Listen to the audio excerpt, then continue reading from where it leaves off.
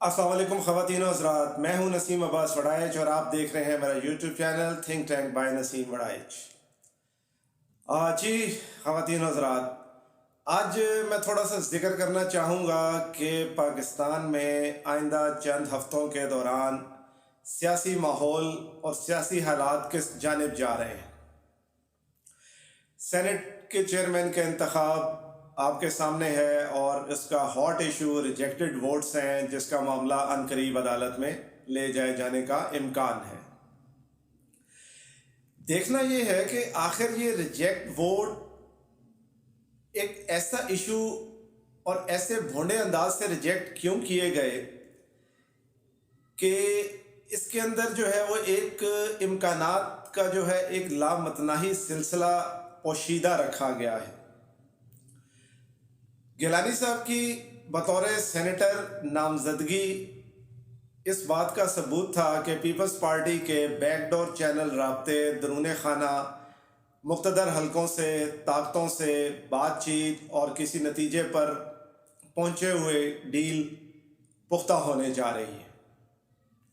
اس وقت سیاسی مبصرین نے یہ بات بھی کہنی شروع کر دی تھی کہ گیلانی صاحب ہی سینٹ چیئرمین کے امیدوار ہوں گے، بلکہ چیئرمین سینٹ بھی گیلانی صاحب ہی ہوں گے۔ گیلانی صاحب سینیٹر بننے کا مرحلہ بآسانی طے کر گئے، لیکن چیئرمین سینٹ پر آ کر ان کی جو ہے وہ دوڑ رک گئی۔ کیا یہ دوڑ واقعی رک گئی ہے؟ کیا واقعی ہی زرداری صاحب اس معاملے میں شکست کھا گئے ہیں؟ کیا واقعی حکومت اپنی حکمت عملی سے چیئرمین سینٹ کی سیٹ بچانے میں کامیاب ہو گئی ہے؟ تو یقین کیجئے ایسا نہیں ہے۔ یہ سب کچھ اتنا سادہ اور آسان نہیں ہے جتنا اس وقت نظر آ رہا ہے۔ اس خاموشی کے پیچھے یقیناً کوئی طوفان چھپا ہوا ہے۔ لگتا یوں ہے کہ مقتدر حلقوں کے ساتھ زرداری صاحب کی ڈیل یا مذاکرات جس مرحلے پر تھے اس میں کوئی ڈیڈ لاک آ گیا، جس کا خمیازہ گیلانی صاحب کو بھگتنا پڑا۔ ووٹ کینسل ہوئے، ووٹ ریجیکٹ ہوئے، جبکہ وہی ووٹر ڈپٹی چیئرمین کے انتخاب میں نہایت کامیابی کے ساتھ بغیر ریجیکٹ کیے ہوئے ووٹ ڈالنے میں کامیاب بھی ہوئے۔ اس سے لگتا ہے کہ ایک ایسے طریقے کے ساتھ جو ہے وہ اس معاملے کو لٹکایا گیا ہے کہ اگر پیپلز پارٹی سے کوئی بات بن گئی تو گیلانی صاحب کو عدالت سے ریلیف مل جائے گا اور وہ چیئرمین سینٹ کی سیٹ پر بھی آ سکتے ہیں۔ یہ حکومت کے لیے ایک سیٹ بیک بھی ہو سکتا ہے اور اس کے امکانات موجود ہیں، یعنی کہ یہ معاملہ ابھی 50-50 پر ہے۔ یہ ہرگز اتنا سادہ نہیں کہ اب سنجرانی صاحب اپنی مدت پوری کر پائیں گے۔ عدالت سے ریلیف نہ ملنے کی صورت میں بھی عدم اعتماد کا ایک آپشن کھلا ہوا ہے۔ دیکھنا یہ ہے کہ پی ڈی ایم کی پلیٹ فارم سے زرداری صاحب پیپلز پارٹی کے لیے سینٹ کی ایک سیٹ اسلام آباد سے نکالنے میں کامیاب ہوئے۔ مولانا فضل الرحمان ڈپٹی چیئرمین کے لیے اپنا امیدوار سامنے لے آئے، گرچہ فتح اس کا بھی مقدر نہ بنی۔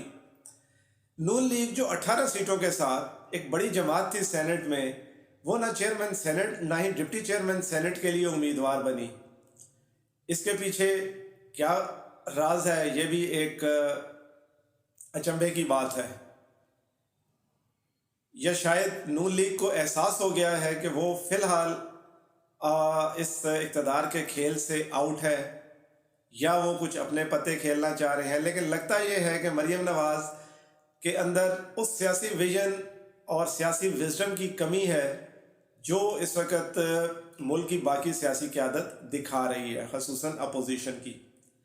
گرچہ اس وقت مسلم لیگ نون میں جو ہے ان کے تھنک ٹینک پرویز رشید اور عرفان صدیقی صاحب اور احسن اقبال، یہ لوگ اتنے بچے نہیں ہیں کہ یہ ساری سیاست کو سمجھ نہ پائیں، مصلحتاً خاموش ہیں، یا شاید مریم نواز کے ذہن میں اس سارے پریشر سے کچھ ایسی ڈیل لینا مقصود ہے جس میں اپنے کسی بندے کو کسی سیٹ پر پہنچانا نہیں، بلکہ خود شاید برطانیہ کی ٹکٹ حاصل کرنا ہو۔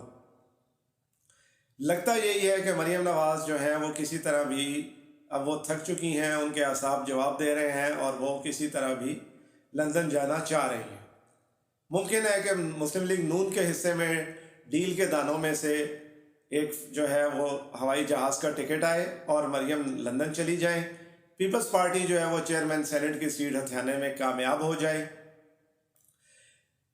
یہ ساری کھچڑی پکائی کیوں جا رہی ہے؟ کیا واقعی زرداری صاحب اتنے اتاولے ہیں کہ وہ عمران خان کو گھر بھیج کے خود حکومت سنبھالنا چاہتے ہیں، یا وہ اتنے سادے ہیں کہ کیا وہ پی ڈی ایم میں سے کسی کو جو ہے یہ حکومت دے دیں گے؟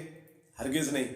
زرداری صاحب کا شاید مطمع نظر اب نہ خود صدارت ہے نہ وزارت عظمیٰ، ان کی سیاست کا محور بلاول کے لیے آئندہ اور مستقبل کے سیاسی سیٹ اپ میں میکسیمم گنجائش پیدا کرنا ہے۔ زرداری صاحب کی نظر 2028 کے انتخابات، 2023 یہ وہ انتخابی سال اور 5 سال کا سیٹ اپ ہے جو اس وقت سب کے لیے ایک بہت بڑا سوالیہ نشان ہے۔ کیا مقتدر قوتیں عمران خان کو مزید 5 سال کنٹینیو کروائیں گی؟ اگر عمران خان آپشن نہیں ہے تو پھر آپشن پیپلز پارٹی اور نون لیگ ہے۔ نون لیگ میں آپشن مریم نواز ہے۔ کیا زرداری صاحب 5 سال مریم نواز کا اقتدار برداشت کر لیں گے، جبکہ 2028 میں وہ بلاول کو اقتدار میں دیکھنا چاہتے ہیں؟ تو زرداری صاحب شاید نواز شریف کے اوپر اعتبار کرنے کے لیے کبھی تیار نہیں ہوں گے۔ اسی طرح مسلم لیگ کے لیے بھی زرداری صاحب ناقابل اعتبار ہی ٹھہریں گے، وہ بھی زرداری صاحب کو نہیں دینا چاہیں گے۔ مجھ ناچیز کی رائے میں زرداری صاحب ایک ایسا عبوری سیٹ اپ یا ایک ایسی قومی حکومت یا مخلوط حکومت جس کی سربراہی شہباز شریف کے پاس ہو برداشت کر لیں گے، وہ بھی اس شرط پہ کہ شہباز شریف کا نواز شریف کے ساتھ کوئی تعلق نہ رہے۔ تو ایسی ایک لولی لنگڑی مسلم لیگ کی حکومت جو ہے وہ زرداری صاحب کو سوٹ کرتی ہے 2028 میں میدان مارنے کے لیے۔ نون لیگ کے پاس کیا آپشنز ہیں؟ نون لیگ اپنا جتنا لب و لہجہ مقتدر حلقوں کے خلاف سخت کرتی جا رہی ہے، اتنا ہی کسی سیٹ اپ میں ان کی جگہ بننے کے چانسز کم ہوتے جا رہے ہیں۔ سیاست کا یہ اونٹ کس کروٹ بیٹھے گا اور کیا ہوگا، کھیل ایک دلچسپ مرحلے میں ہے۔ دیکھیے عدالت چیئرمین سینٹ کے حوالے سے ریجیکٹڈ ووٹوں پہ کیا فیصلہ کرتی ہے۔ یہ ہرگز کوئی بہت ٹیکنیکل اور مشکل فیصلہ نہیں ہوگا۔ دیکھنا یہ ہے کہ فیصلہ قانون کے مطابق ہوگا، رولز کے مطابق، یا انصاف کے مطابق۔ انصاف کا تقاضا تو یہ ہے کہ اگر وہ ووٹ گیلانی صاحب کے ہی خانے میں تھے تو وہ گیلانی صاحب کے ووٹ ہیں۔ رولز اگر بے شک یہ کہتے ہوں کہ وہ سٹیمپ جو ہے وہ اس خانے میں لگنی تھی، یہ کہانی اور یہ لیکونہ چھوڑا ہی اس لیے گیا ہے کہ یہیں سے ریلیف مل بھی سکتا ہے اور یہیں سے کہانی بدل بھی سکتی ہے، وار الٹا بھی پڑ سکتا ہے، زرداری صاحب پہ بھی، خان صاحب پہ بھی۔ خان صاحب تمام تر اپنی نیک نیتی کے ساتھ ملک کو آگے لے کے جانے کے لیے کرپشن کے خلاف بیانیے کے باوجود خان صاحب اس وقت ایک بے بس وزیر اعظم ہیں۔ خان صاحب کی کیسٹ این آر او، احتساب اور کرپشن کے بیانیے سے آگے نہیں جا رہی۔ مزے کی بات یہ ہے کہ کرپشن ہمارے ملک میں کسی بھی لیول پہ کسی کا مسئلہ ہے ہی نہیں، نہ یہ قابل نفرت چیز ہے، نہ ہی کسی کو کوئی فرق پڑتا ہے کسی کے کرپٹ ہونے سے۔ اشرافیہ میں سبھی کرپٹ ہیں، ایک دوسرے کی کرپشن سے ان کو کوئی فرق نہیں پڑتا، یہ سب ایک دوسرے کو روم دینے کے لیے تیار ہیں۔ کرپشن کا نام عوام کو خوش کرنے کے لیے اور پریشر بلڈ کرنے کے لیے ایک پریشر ٹیکٹک ہے، اس کے پیچھے کسی نیت کا عمل دخل نہیں۔ شاید خان صاحب کو یہ استثناء دیا جا سکتا ہو کہ وہ کرپشن سے نفرت کرتے ہیں، لیکن شاید مخالفین کی کرپشن سے۔ مان لیا کہ خان صاحب خود کرپٹ نہیں ہوں گے، لیکن خان صاحب اپنے دائیں بائیں بیٹھے کسی کرپٹ کے خلاف کارروائی کرنے کی پوزیشن میں بھی نہیں ہیں۔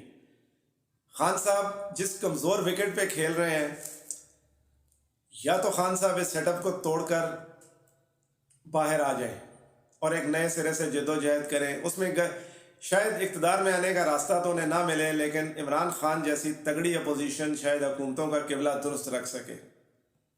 لیکن اس کے لیے عمران خان کو اپنے نظریاتی لوگوں کو ساتھ لے کے چلنا پڑے گا، اور وہ تمام نظریاتی لوگ اس وقت تحریک انصاف کو چھوڑ چکے ہیں، اور جو پرانے نظریاتی لوگ تحریک انصاف کے ساتھ ہیں شاید ان کا اپنا کوئی نظریہ رہ ہی نہیں گیا۔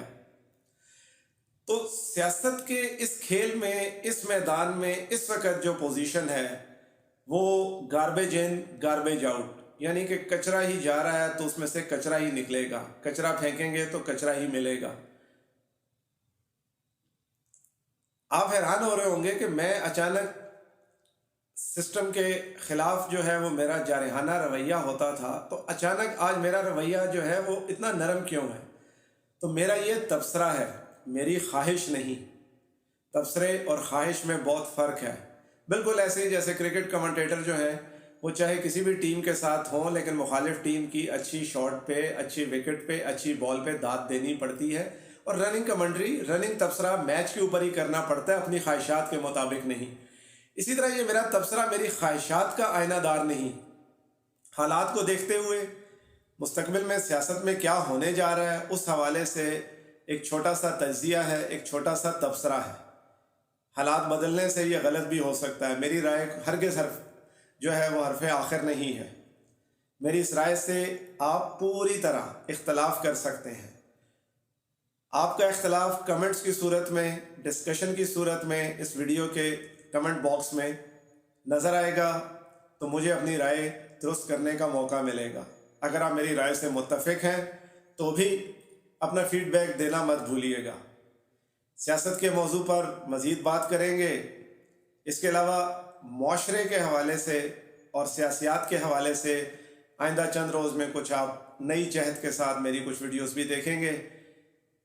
میری کوئی ویڈیو آپ سے مستقبل میں مس نہ ہو تو اس کو انشور کرنے کے لیے سبسکرائب کا بٹن دبائیے اور بیل آئیکن کو پریس کرنا مت بھولیے۔ میری ویڈیو پہ کمنٹ کیجئے گا، اچھی لگے تو شیئر کیجئے گا۔ اللہ تعالیٰ آپ کا، میرا، ہم سب کا حامی و ناصر ہو۔ پاکستان زندہ باد۔